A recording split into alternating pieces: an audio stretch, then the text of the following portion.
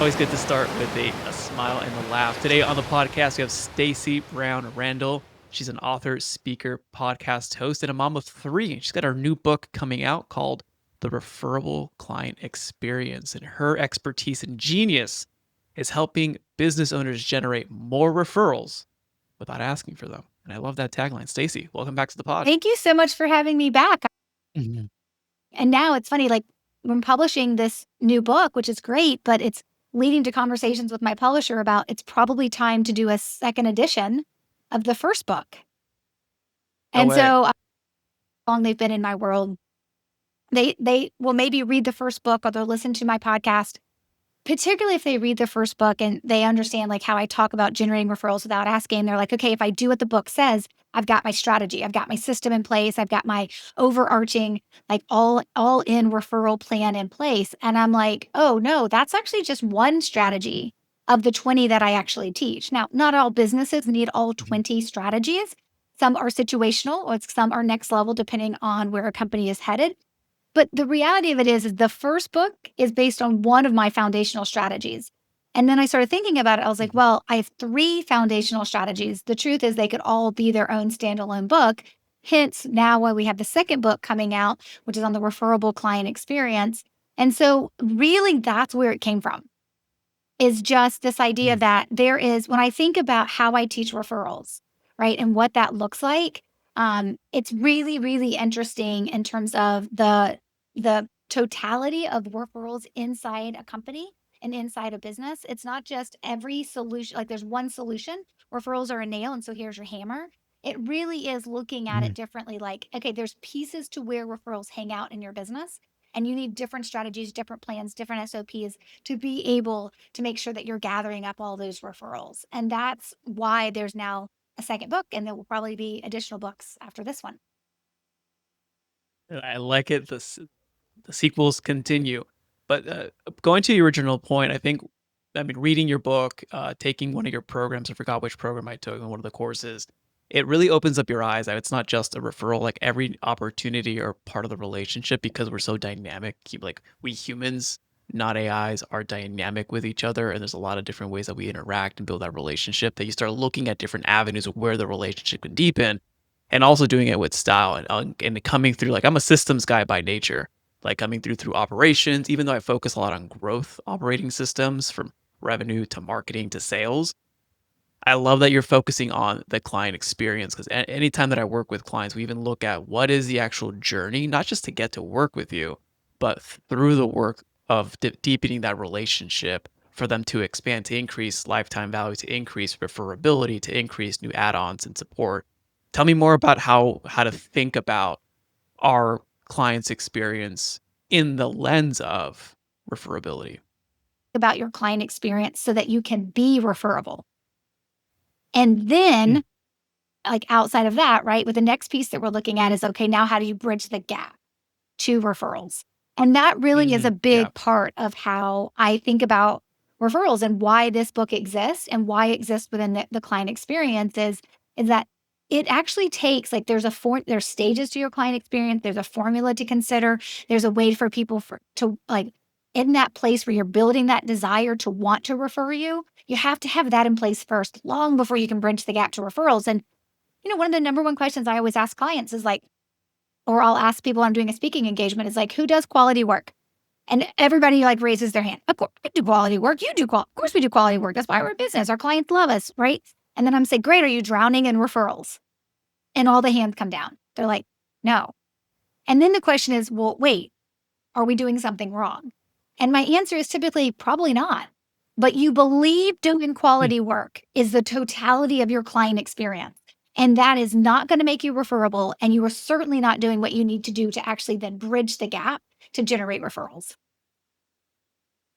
Almost like a prequel then. It's almost like getting your big girl and big boy pants and, like, actually preparing the foundations that you need it sounds like you're just helping people build a better business foundation in practical terms that will lead to business, and that's just the way that I'm interpreting it because you're right. From my side, when I look at the sales and the marketing world, I have confidence that from my experience, I've been punched in the gut and in the chin plenty of times, but I'm pretty confident that we can sell ideas, products, and services. Granted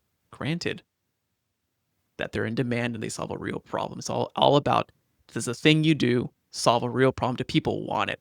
And I can't take something that people don't want and sell it because it's never going to sell. It's the same situation here. You can't take an experience that you can't get referrals. If you don't have a good experience to begin with, like, you have to have a solid business foundations and fundamentals first in order to be able to do this. So that's just the way that I'm interpreting in my own point. One of the things that people that I always want people to kind of consider when they're reading this book is that I'm actually not going to teach you how to run your business. Like, those are the things that I think people Oh need yeah. to have, like, locked and loaded. Like, do you have the right product, right? Is it something that actually solves a problem in the market? Like, all those things really matter in terms of what it looks like to be able to be referable, right? And so when you're thinking about it from that perspective, it's like, I want to come along once, like, you do quality work, you have the processes and procedures in place, and then I want to show you some things you're Mhm. probably not thinking about that are impacting how your client feels. And then I want to layer in that referral piece. Interesting. So let's dive into, what is that? How do you map out that experience? Because I feel like there's, I mean, if, from what IBIS tells me, IBIS World, like, there's millions of professional services firms. There's, or professionals out there who have a client experience, but that's also a one-way street. If we think we're doing great work, but that's our perception, how do we actually validate that? How do we look at the experience from a holistic view? Mm, The emotional side of what it feels like to work with you. So I teach the client experience like it's two parts to a formula. One, it is the work you do. mm, Second, though, it is also the relationship that you're building. The work that you do matters, of course, but it is not more important than the relationship you build. And the relationship you build mm. is really what pushes into how a client feels, beyond just saying, yes, he did what he said he would do, and I got the results. Relationship. And that's the piece that I find people don't realize and that you're usually overlooking because you haven't paid attention to it. So it's, yep, the work you do is great, but what are you, so we call that like the work output or work touch points. But you have to have a balance of those with the relationship building outreaches or touch points that you're doing as well. And really paying attention to how you're trying to have your clients feel. Now, there's a exercise that I teach inside the book, and it's also we map it out in the workbook that goes along with the book as well. And that one activity is like you knowing how you want your clients to feel and building your client experience around what we call those ideal client reactions. What are the ways that you want your clients to feel and that ideal client reaction? And it's usually a couple of things you want them to feel. And then building not the work you do, but the relationship building touch point around that. So they are actually evoking those emotions and having that reaction. That's your baseline to getting people to want to ultimately.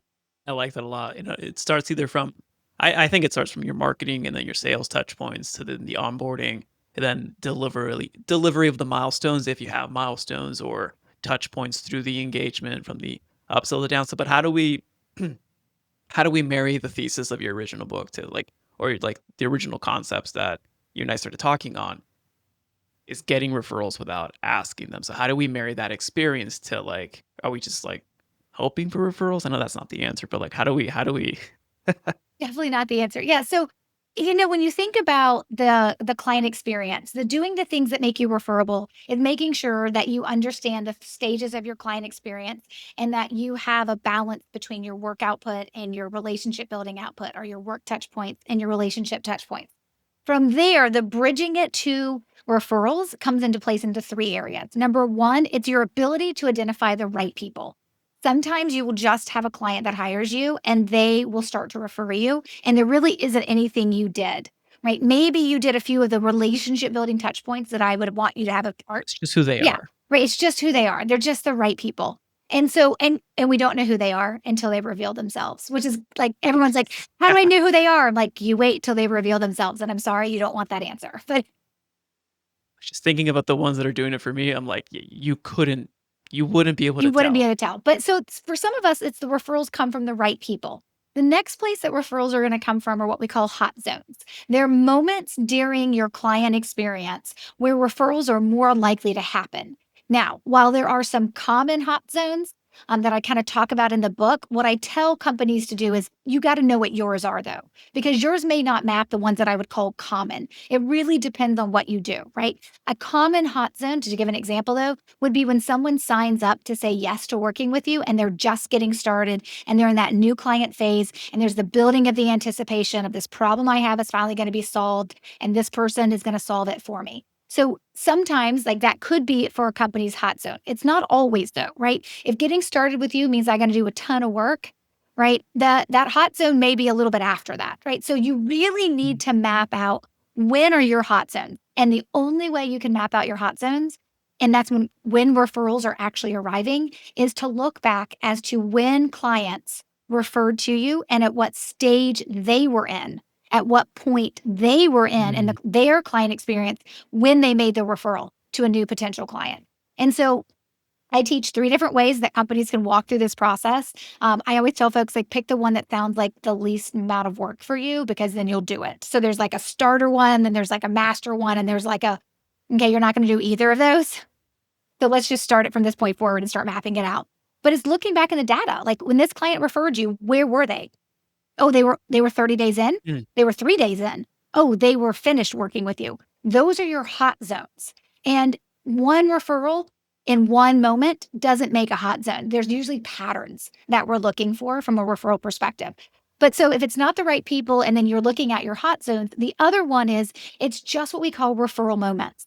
It's just a client says something and there is language I want you to have memorized, you and anyone on your team to have memorized to be able to say that plants a referral seed. So with the right people, they reveal themselves, but we want to make sure we've got a process in place to, of course, of like, oh, you mentioned that. This is how I want to respond, how you respond. So that's how we bridge the gap to referrals. Once you have that referable client experience, is doing it through the right people, referral moments, and hot zones.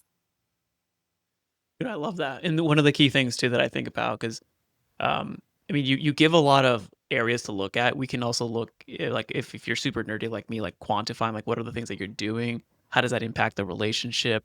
What are the dynamics in that relationship? Do you know the disc analysis of the other person that you're talking to? That might be too overwhelming. I have some clients that we still like just focus on like a very, very basic discovery call structure. So to have a more complex structure on the client engagement and relationship side can be overwhelming. But I think the key thing to look at is how are you showing up and do you have simple, I mean, internalizing everything that you're saying but convert it into a way that you can memorize it in a way that you know how you're going to respond naturally, not following a script to build a real authentic relationship. Because if you follow a script, it's like it's game over from there. Like they can suss it out anytime. I always tell folks that when you're thinking about the scripts, right, that I give, I'm like, you need to memorize it so that you know the basic function of what you're trying to say and what you're trying to accomplish. Yeah. You need to personalize it to yourself. And Mhm. sometimes I feel like the scripts that I give are just reminders. Like, so one of the easiest ways for people to plant referral seeds through their client experience is if they have a client who was referred to them, there should be moments throughout that client experience where you're just simply reminding that client that they were referred to you. Reminding them that they were Yeah. referred puts it back in, it plants the seed that referrals are happening. And that's right. That's how I showed up. You're not saying, hey, you were referred. So now go refer me a bunch of people. You're not saying that. That's terrible, right? But as you Yeah. plant that seed consistently over time throughout the duration of that client experience, right, it's allowing the idea of referring you to percolate in the mind of that client. Right. So that's one of those, what I would refer to as it's just the referral moment. Right. Because not all clients are Yeah. referred. So you can't plant that seed with people, clients that aren't referred. So that's knowing the moment. Hey, this is a referred client. Does everybody on the team know that not every time you talk to them, because that's weird, but every couple of times or at these 4 times throughout their client experience, we're going to make sure we say, oh, by the way, I'm just so glad that so and so referred you to us. So we have this opportunity to work together. Like, that can Yeah. go so far in terms of having that client start thinking of referring to you. Yeah, and I'd like to tie that into a natural moment where there's like elation or we hit some sort of milestone. Like, dude, I'm so grateful that X connected us. This is so great. And so like being able to connect it to like a dopamine rush or just some sort of high. But it's obviously intentional, but also for me now it's just natural. It's like I'm not just looking for these little moments. It's just like, oh, I just did it because it's part of my DNA now, thanks to some of the courses that I took from you. That to me is the biggest win because that has the longevity to see referrals differently in their business. That is the biggest step forward we can take. And then all the tactics and strategies and language and things like that. Yeah, it's the practice. It's going through it. It's the first couple rounds you're gonna be okay. Then once you feel like you're competent, then now you get the foundations, and then you can start getting some advanced, like small. It's almost alluded to what if I do a lot of exercise. It's alluded to like the minor movements that you can do, like the minor strides in your run or how you pedal on the bike. Just like small little things can make a significant difference in your cadence and in your speed and in your time. So that's it. It's a similar thing here to shift gears a little bit. One of the things that we're doing now in the pod is we're pulling back the curtains. Like, how are you growing? How you're growing through books, through referrals, through like, what are some of your big initiatives coming into the new year? And what are you thinking? Like, outside, I know the book launch is probably everything, even at 2 a.m., like when you wake up, maybe to get a glass of water or something. But how are you growing? What are some of the things and initiatives that are exciting you? Yeah, it's interesting. I always look at the things that we do inside my business from the perspective, the activities that we take or the strategies that we have in place. They fall into one of three buckets when it comes to like the business development and the sales and the growth side of the business. And that they're either going to be like lead generation, Mm. maximizing and minimizing your resources across those things as well. For me, from a generation, of course, I practice what I preach, and a lot of my great clients are going to come to me through referrals. Like, obviously, I'm doing like that from the perspective of I follow all the same strategies I teach my clients. I'm like, I'm in it with you guys because I'm doing it too. But to your point, I do also grow my business. The book aspect of publishing new books is a growth mechanism. I'm embarrassed to say this though, Mhm. it took a while, more years than it probably should have, for me to realize that my first book was driving as much growth as it was. Because it's hard to Huh. quantify someone telling someone else to read my book. I don't ever know that, right? That's not an actual Oh referral, yeah, right? no, For me, yeah. like to know that It pops up. It pops up. I see that in the graphs too. It's like, what's what's what's going on? happening? You're like, and so like some months I'm looking, I'm like, whoa, we sold like hundreds and hundreds of copies of books. And some months I'm like, whoa, we barely hit 100. Right. Like it's just, I mean, my first book's been out for 6 years. So there's a ton of ebb and flow to it. But one of the things I do in all my books is that there is a secret link inside the book for the people who, buy and email subscriber generator on a month to month putting information out there. And so I was like, I probably shouldn't have waited 6 years to put out the second book. Like, what is wrong with me? And so definitely, I think that's a big growth trajectory for me. There is a book number 3 that will be coming out. I'm never going to say when I learned my lesson. This book that's out now in 2025 was supposed to be out in 2020. So clearly, I don't Oh, wow. wanna put, like, maybe 2020, 2021. But, there should be another book out in 27. There should be another book out in 29 or 30, and, like, just kinda looking at it in that perspective. So the books are a big piece of growth for us too. And, for me, for my business, I love its size. I love its capabilities. I love what the calendar looks like for me, in terms of my growth trajectory and my freedom and the space that I have. But I have other plans for this business like later on. I'm just not quite there yet. But right now, the growth is, of course, the books are a big engine to that. That's pretty cool because the books are a long-term play. You're you put your flag in the ground, but it's not an immediate 3 month. It's a longer term play, but you're also adding value to the industry, and that's how it's gonna come back to you. And I like that you're dissecting that from capture to nurture, then to conversion, which I think that's an important thing. Even one of the guys that good friend, former client, like helped him out with his podcast crew. But that was the key thing that he found for his because he does podcast publications or podcast syndication, et cetera, and creation. It's an LTV driver. It's for existing clients to go deeper with you, to learn more about you, how you think, how you process. Because if you're in their mind and they're washing their dishes, walking the dog, all the whole thing, that's fascinating. More books. You're going to be a serial author. Yeah, that word, I don't love that term. Serial makes it sound like I got to write more than the 4 that I think I'm going to do. There may be done. Like there may be 4 and done. Like, so I don't know. So maybe serial author right now, but if I don't, my father was an author when he was alive. He wrote fiction books. He published like over 20 fiction books. I don't want anything like that. Wow. That's cool though. It's still your Yeah. craft. Well, Stacy, for everyone out here, we're going to publish this around book launch, but when it launches, let us know what's the best place to grab the book. Yeah, so anywhere you like to purchase books, wherever you go, whether that's online to purchase books, by all means, the book will be available for you to purchase it wherever books are sold. But if you want to like learn a little bit more about it and you're like, hey, maybe I just want to like download a free chapter before I like dive in and actually purchase the book, you can go to referable-client-experience.com, or again, just search for the title, The Referable Client Experience, and whatever platform you like to buy your books from. Wonderful. We'll put those links in the show notes. Stacy, thanks again for being on. It's Thank fun. you for having me. I appreciate it. Thank you for listening to the podcast. If you'd like to get more of these podcasts, please go ahead and subscribe to wherever you're watching or listening to the pod. If you have any suggestions or questions that you want me to answer on the pod, or you have a guest that you want me to interview, please go ahead and email me all of your suggestions and questions at podcast@dogoodwork.io. That's podcast@dogoodwork.io. If you'd like to give me public feedback, you can go on Apple Podcasts, and from there, you can leave up to a 5-star review. I would greatly appreciate that. If you like more free resources where you can get my best strategies to help you increase your company's performance and scale profitably, you can get handpicked articles to propel your growth, and you can get trainings and discussions that I give freely online, as well as low-cost resources such as my books and guides. You can get all of that by going to dogoodwork.io/resources. 90% of all these resources are not behind any email opt-ins. You can get instant access by going to dogoodwork.io/resources. Now, if you'd like to accelerate your progress and shorten the gap between information and action and start seeing results in your business, let's work together to increase your company's performance and scale profitably and serve more clients without the overwhelm. You can request a free clarity call to see how we can best support you to reach your goals by going to dogoodwork.io/apply. Again, that's dogoodwork.io/apply.